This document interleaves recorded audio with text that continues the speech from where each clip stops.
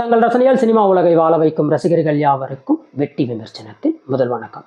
இன்னைக்கு இந்த எபிசோட்ல நாம விமர்சனம் பார்க்கக்கூடியது அமேசான் பிரைம்ல தமிழ் டப்பிங்கோட சைக்காலஜிக்கல் சூப்பர் நேச்சுரல் வெப் சீரிஸாக வந்திருக்கக்கூடிய ஹார்லன் கோபன்ஸ் லாசரஸ் வெப் சீரிஸோட ரிவ்யூ தான் பார்க்க போகிறோம்.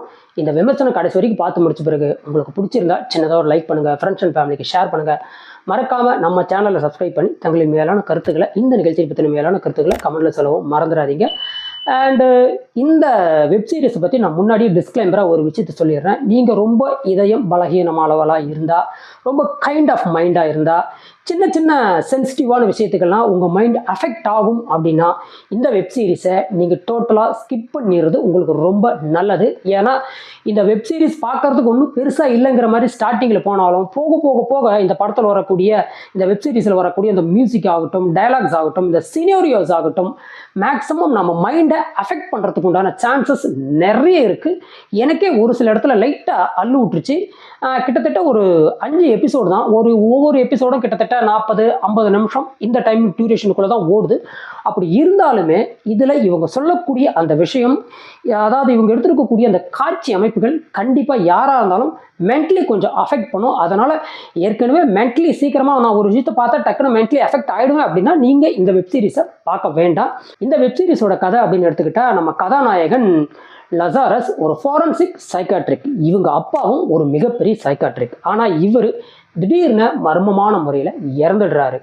இவருடைய சாவுக்கு அப்புறம் அந்த இடத்துக்கு நம்ம கதாநாயகன் வராரு. அப்பாவுடைய கிளைண்ட்ஸ் எல்லாத்தையும் இவர் கூப்பிட்டு அவர் செஞ்ச அதே வைத்தியத்தை செய்ய ஆரம்பிக்கிறாரு. ஒரு இடத்துல கசாண்ட்ரா ராட்ஸ் அப்படின்னு ஒருத்தங்க இவங்க கிட்ட வந்து பேசுகிறாங்க.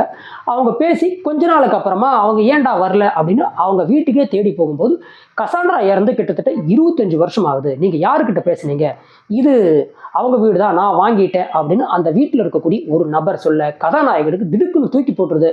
அப்போ நம்மக்கிட்ட வந்து பேசின கசாண்ட்ரா யாருடா, எப்படா இது நடந்தது அப்படின்னு சொல்லி, ஒருவேளை இதுக்கும் தான் அப்பாவுடைய சாவுக்கும் ஏதாவது சம்மந்தம் இருக்குமா அப்படின்னு சொல்லி கதாநாயகன் கதையை ஆரம்பிக்கிறாரு. இதுக்கப்புறம் இது எங்கே போய் முடியுது அப்படிங்கிறது தான் இந்த வெப் சீரிஸு. இதில் பொறுத்த மட்டும் அடல்ட் கண்டென்ட் அப்படின்னு சொல்லிக்கிறதுக்கு பெருசாக ஒன்றும் இல்லை. பட் வயலட்டிக்கல் சீன்ஸ் எல்லாம் திடீர் நம்மளை பயமுறுத்துகிற அளவுக்கு ஒரு சில சீக்வன்சஸ் எல்லாம் இருக்குது.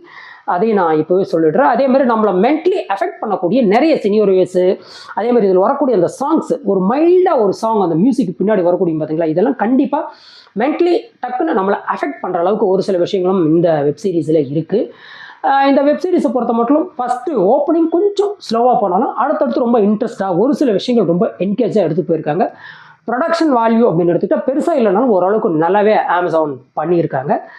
அது மட்டும் இல்லாமல் இந்த படத்தினுடைய கதாநாயகனாகட்டும், கதாநாயகனுக்கு அப்பாவாக வரக்கூடியவங்களாகட்டும், அதே மாதிரி கதாநாயகனுக்கு மனைவியாக வரக்கூடியவங்களாகட்டும் சொல்லி ஒவ்வொருத்தரோட நடிப்பும் ரொம்ப தத்ரூபமாக இந்த கதைக்கு ரொம்ப ஒத்து வர மாதிரி ரொம்ப நேச்சுரலாக ரியாலிட்டியாக இருந்தது அப்படின்னே நாம் சொல்லலாம்.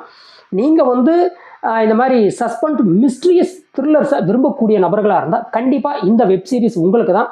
மறக்காமல் பார்த்துட்டு உங்களது மேலான கருத்துக்களை கமெண்ட்டில் சொல்லுங்கள்.